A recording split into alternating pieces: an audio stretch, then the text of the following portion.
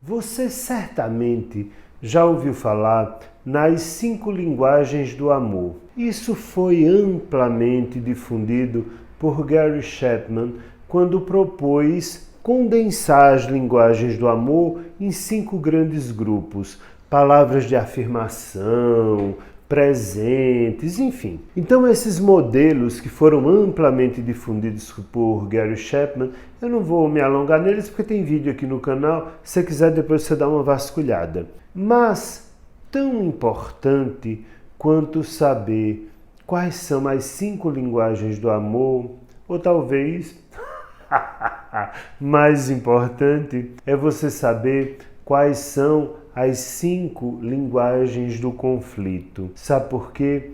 Porque é mais fácil você administrar uma relação se você souber em qual linguagem a pessoa que você ama fala quando entra em conflito com você. E mais, qual é a sua linguagem do conflito, pelo menos a predominante, né? Para falar sobre isso, eu me baseei nas teorias da comunicação e na psicologia dos relacionamentos. Em cima desses 2 pilares, eu então pensei, se temos 5 linguagens do amor, há que se ter 5 linguagens do conflito também, concorda? Pois é. Qual é a sua? Qual é a da pessoa que você convive? Quer descobrir? Eu sou Marcos Lacerda, psicólogo, e esse é mais um Nós da Questão. Vamos junto!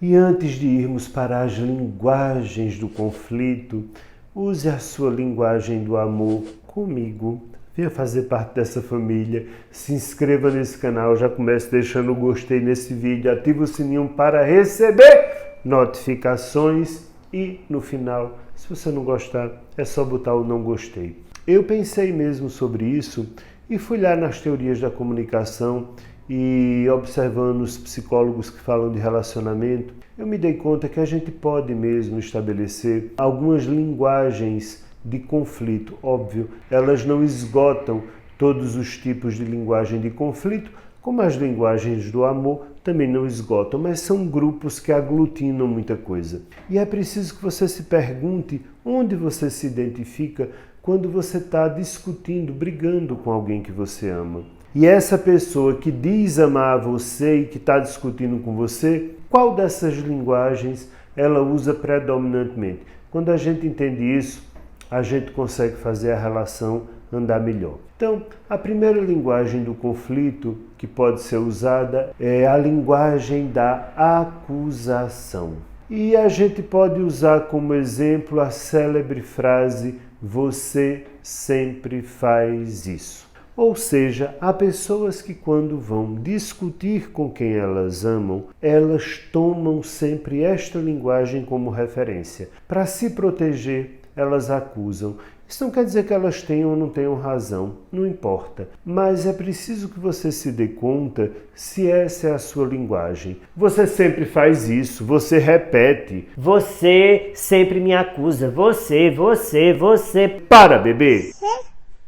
Para, porque embora a linguagem da acusação possa parecer algo extremamente protetor, via de regra, esse tipo de linguagem tem o poder de silenciar o outro e não de lhe fazer ganhar. Porque o outro pode até se calar em função das suas acusações, mas não quer dizer que o outro mudou de ideia nem que concordou com você. Então, quem usa predominantemente essa linguagem são pessoas que lidam muito mal com a frustração e que não sabem para onde canalizar a raiva. E aí vão, via de regra, canalizar para o erro do outro. O que eu insisto, é uma bobagem. Sabe por quê? Porque erro todos temos. Se eu for acusar, tenha paciência. Quem sou eu para acusar alguém quando eu erro mais do que todos, né? Bote a mão na consciência. A segunda linguagem do conflito é a linguagem da retirada.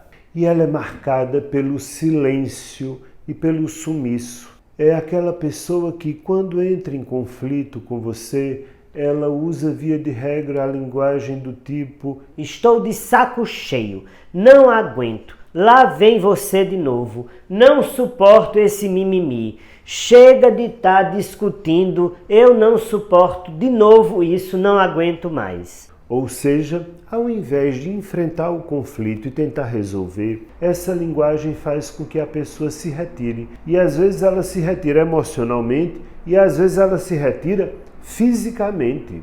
Eu já vi pessoas que em determinadas discussões dizem: vou-me embora, aí pega a chave do carro e sai de casa. Você vai voltar para casa mais tarde. Eu compreendo, em momentos de ira, de fúria, de descontrole, é preciso sim que eu não entre nessa vibe, mas isso não significa usar o modelo da retirada. Eu posso comunicar ao outro: olha, agora não dá, agora eu estou com muita raiva, se a gente for, a gente vai se machucar muito, vamos dar um tempo e depois a gente volta. Isso é uma negociação, isso não é uma retirada, são coisas distintas. E aí você que está do lado de cá ouvindo essa linguagem do conflito, você vai dizer: que pessoa fria, que pessoa calculista. Às vezes sim, mas às vezes não. Às vezes é apenas uma incapacidade mesmo da pessoa de gerenciar de outra forma conflitos. A terceira linguagem do conflito é a linguagem da ironia. Pois é, a linguagem da ironia vem sempre disfarçada de humor, de algo ácido, de algo sarcástico. Pois é, não é? Você é sempre a pessoa perfeita. Então, você sempre tem razão, né?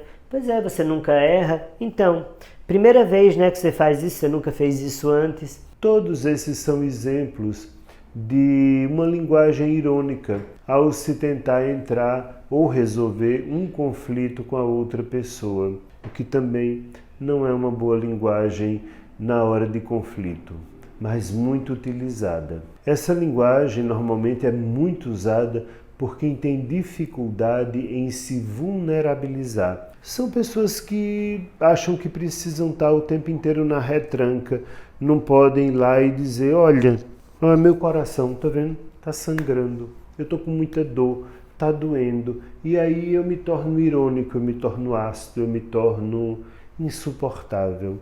Essa é uma outra linguagem dos conflitos muito usada também. A quarta é a linguagem do martirizado. O que é isso? É aquela pessoa que, para resolver o conflito, ela interioriza o conflito de modo a se culpabilizar e se vitimizar. Pois é, eu sempre sou o errado, eu nunca tenho razão. E não, eu não estou falando em ser irônico, é todo o contrário disso. A pessoa realmente se vitimiza e ela está o tempo inteiro achando que, ó, pobre de mim, ó, como eu, ó, porque a vida, ó, porque. Ela realmente, ao invés, novamente, de enfrentar o conflito de uma forma adulta, porque todas essas linguagens do conflito que eu estou colocando para vocês são linguagens muito usuais que aparecem realmente com alguma frequência na comunicação de casais, mas que são muito pouco produtivas. Então, se vitimizar, se martirizar, esta é uma linguagem também de algumas pessoas na hora de conflitos, o que é insuportável, porque fala também de uma infantilização. E normalmente quem adota esse tipo de linguagem são pessoas com autoestima muito baixa e que precisam muito de amor e que são capazes, inclusive, de rastejar para ter este amor. E a quinta linguagem do conflito é a linguagem da explicação racional. É aquela pessoa que se pega e se apega a fatos, à lógica, ao que é métrico, simétrico, como se a vida da gente, mais como se os nossos sentimentos fossem uma conta de matemática. Por esses dias eu via um paciente dizer: mentira é algo inegociável, ela mentiu para mim, eu não aceito, isso é inegociável. Eu disse: de fato, mentira é algo muito doloroso, é algo muito difícil. Você já mentiu para ela? Não, mas foi há muito tempo. Você já mentiu para ela? Ou seja, Cuidado ao usar na linguagem do conflito a racionalização de uma equação, porque às vezes a gente mente, como era o caso do paciente da situação específica dele. A namorada havia mentido para ele, mas porque ela queria protegê-lo. Ela estava certa em mentir? Não estou justificando. Eu só estou dizendo que não é uma conta de matemática. Há muitos motivos e muitas formas. E sabe quem no conflito usa muito esta linguagem da explicação racional? Pessoas que têm muito medo de perder o controle, que querem ali sempre controlar tudo, ou que têm muito medo do caos emocional. Pois é, mas deixa eu contar uma coisa, emoção é caos. A gente tenta pôr alguma ordem, né? Mas a mente da gente é muito caótica. Quer dizer que pode mentir, tá tudo bem mentir? Não estou dizendo isso. Eu apenas estou dizendo que há que se observar quando o outro mente para mim com os olhos da humanidade do outro e não como quem olha para uma equação matemática. Porque às vezes o outro tem medos, tem conflitos, tem histórias que levam ele a certas coisas que eu posso até ser compreensivo, né? Às vezes, não são todas as vezes, mas às vezes é preciso. Há que se fazer concessões, há que se entender limites, há que se fazer de cego, há que se fazer de surdo. E ao se fazer disso tudo, não é aceitar mentiras, mas é entender. Entender variáveis, entender contextos, entender dinâmicas. Não, nem tudo a gente resolve pela racionalidade fria e crua. Então, assim como quando você entende as linguagens do amor, você consegue administrar melhor as carências do outro, quando você entende as suas linguagens do conflito e as linguagens mais usadas pelo outro também, vocês podem chegar a um acordo mais fácil, porque você pode chamar a atenção do outro e dizer, olha, deixa eu te contar, você está usando a linguagem da ironia, a gente não vai ser construtivo assim. Vamos tentar trocar de língua? Vamos tentar falar a mesma língua? Olha, vem cá, você está usando uma linguagem muito racional para tentar entender alguma coisa que é muito afetiva, não vai funcionar. Vamos tentar mudar de língua aqui também? Compreende? É essa a ideia de criar 5 grandes grupos de linguagens, as mais usadas em conflitos interpessoais, para que eu consiga administrar melhor a vida. E aí, qual é a sua linguagem do conflito? Qual é a linguagem que você mais usa? Você se retira? Desaparece? Você é irônico? Você se retira? Bota aqui nos comentários para mim qual é a sua linguagem. E não, a gente não usa só uma, mas às vezes tem uma que é muito predominante na vida da gente. Qual é a tua? Me conta aqui, eu quero saber. Tchau, até a próxima!